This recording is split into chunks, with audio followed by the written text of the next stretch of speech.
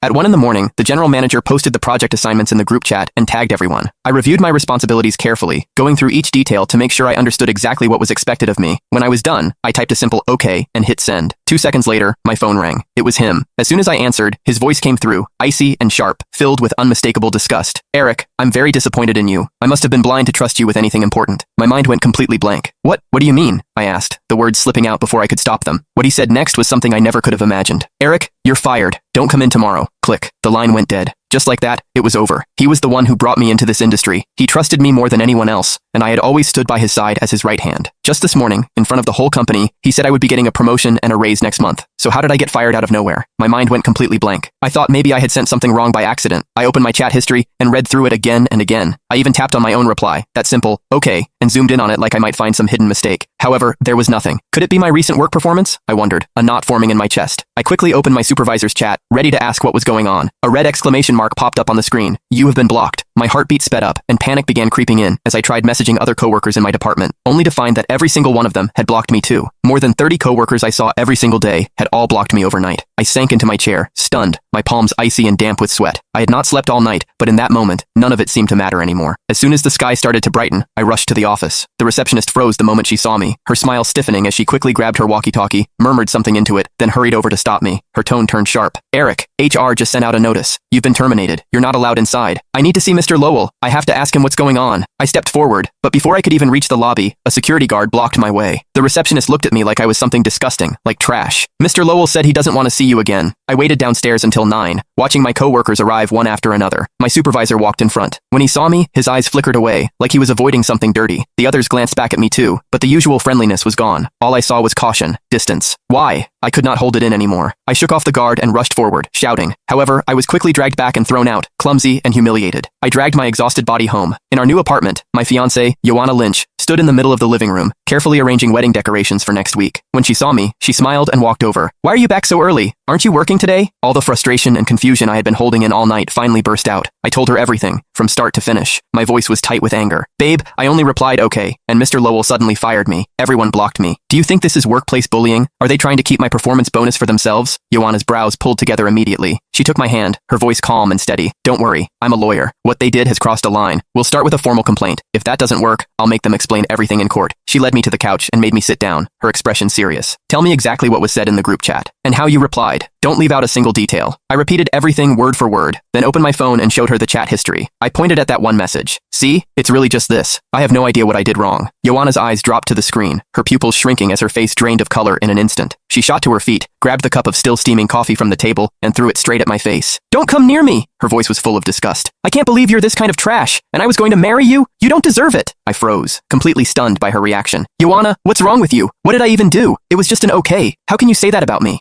What do you mean, what's going on? Joanna frowned, snatched my phone, and opened the chat with the wedding planner. I'm canceling the wedding right now. Her voice was ice cold. Marry someone like you? It makes me sick. She turned and pointed at the door. Get out. From now on, we're done. Don't ever contact me again. I tried to grab her, to ask what the hell was happening, but she jerked away in anger. The coldness in her eyes made my whole body tense up. She did not say another word. Instead, she walked to the wall and started tearing down the wedding decorations one by one, letting the flowers and ribbons fall to the floor. By the time I came back to my senses, my luggage had already been thrown out to the doorway. Get out. If you don't leave, I'm calling the police. It was not until I was kicked out of my own home that it really hit me. Because of a single, okay, I had lost both my career and my relationship. I fell into a deep depression. I rented the cheapest tiny room I could find in a rundown part of the city, shut myself inside, and spent 2 days without eating or drinking. On the morning of the third day, the door was kicked open. My landlord barged in with 2 burly men. He pointed straight at me, his voice icy and forceful. Pack your things and get out. Now, he said. I'm not letting you stay here anymore. If you don't leave, I'll call the police. What did I do? I paid the rent. I struggled to my feet, weak but furious, glaring at him. So what if you paid? The landlord grabbed my luggage and threw it out the door. Have you seen what people are saying about you online? The whole neighborhood knows I rented this place to you. The neighbors are complaining, saying you're ruining the reputation of the area. If you don't get out right now, I won't be so polite. I stood there, stunned. Then I hurriedly pulled out my phone and opened social media. I was instantly flooded. Someone had taken screenshots of my messages in the company group chat and posted them online. The title read, "Shocking. Employee fired after replying, okay, late at night." The comments had already exploded. People like this deserve to be fired. Good thing the supervisor acted fast or he'd poison the whole company. Expose his name and address. Let him be socially dead. What made it even worse was that someone had dug up my personal information, from my name and address to my ID number, even photos from my school days, all of it posted online for people to mock. He even graduated from Cromwell University? What a disgrace to his alma mater. He looks normal, but he's actually disgusting. Blacklist him from the whole industry. Don't let him ever find a job again. My phone started blowing up with calls from unknown numbers. Every time I answered, it was nothing but insults and threats. Eric, you piece of trash, go die. People like you are a waste of air. Get out of this city, I tried to explain, leaving comments under the original post and trying to tell my side of the story. But the moment I posted anything, it was buried under a flood of abuse. When I tried to write out everything that had happened, it only made things worse. Still trying to clear your name? Shameless. Ban him permanently. He's a disgrace. Feel bad for Mr. Lowell. Feel bad for his fiancée. How did they end up with someone like this? Someone even edited a fake memorial photo of me, with the caption, "Those who send okay, deserve to die." It spread through every social group like wildfire. I became a walking example of social death, and no matter where I went, people recognized me. When I tried to buy a bottle of water at a convenience store, the owner took one look at me and immediately drove me out. Not selling to you. People like you will dirty my shop. On the street, strangers avoided me like I carried a disease. They pointed, whispered, stared. One time, a random man suddenly rushed up and punched me straight in the face. "I'll beat you to death, you piece of trash." I crouched on the ground, clutching my head as blood ran from my nose down past my lips. Despair filled my chest. What did I even do wrong? I kept asking myself. It was just 2 letters. How did that turn me into some unforgivable criminal? With nowhere left to go, I fled back to my hometown, thousands of miles away, to that small, isolated town where my family lived, my last refuge. After more than 10 hours on a long-distance bus, followed by another 2-hour ride, I finally reached the entrance to the town. From a distance, I saw them waiting for me. Old Bruce, the town's mayor, along with my parents, all of them smiling. "Eric, you're back. That's all that matters." My mother hurried over and grabbed my hands. Her eyes were red as she gently touched my face again and again. "You've lost weight. Why are you so thin? Did something happen out there? Did someone treat you badly?" My father patted my shoulder. A man of few words, he kept repeating the same line. "It's good you're back. You'll always have food here." My younger brother, Marvin Johnson, came over with a grin and took my luggage. "Long trip, huh? Mom made your favorite meatloaf." Seeing how warmly they welcomed me, the tension that had been gripping my nerves finally loosened. Tears slipped down before I could stop them. Yeah, no matter how the outside world treated me, my family would always stand by my side. That was what I believed. At dinner, Mom made a whole table full of my favorite dishes. Meatloaf, grilled salmon, fresh greens, all the flavors I grew up with. The atmosphere around the table felt warm and easy. The town mayor, Bruce Hoffman, was there too, sitting beside my father, chatting casually. Every there and then, he would turn to me and ask about my work in the city. Then Mom suddenly set down her utensils and asked carefully, "Eric, did something happen while you were out there? People in town have been talking. They said you got into trouble in the city." I was about to explain. However, then I remembered what happened the last 2 times I told the truth. I did not dare try again, so I quickly changed the subject. "Mom, I'm just on vacation. Nothing happened. Don't worry about it." I felt a quiet sense of relief, knowing my parents did not use smartphones and had no way of seeing any of it online. Just then, my younger brother walked in, holding his phone, looking angry. "Bro, how can those people online say things like that about you? It's disgusting." My heart dropped. Cold sweat broke out across my back as I scrambled to grab his phone. However, I was too late. Dad, Mom, and Bruce had already gathered around, staring at the screen. A wave of dread crashed over me. Then, just like that, everything shattered. My father suddenly flipped the entire table over. "You bastard!" he roared. "How did I end up raising someone like you?" My mother's face went stiff. She grabbed a rolling pin from the corner and walked straight toward me. "Do you even know what you've done?" Her voice was tight. "You're going to drag this whole family down with you. Our reputation will be ruined because of you." I froze, instinctively stepping back. "Mom, why are you hitting me? I didn't do anything wrong." "Didn't do anything wrong?" My brother stood off to the side, his expression turning vicious, like he was a completely different person. "Bro, you're so selfish. How could you post something like that? Do you have any idea what people in town will say about our family? What did I post? It was just okay."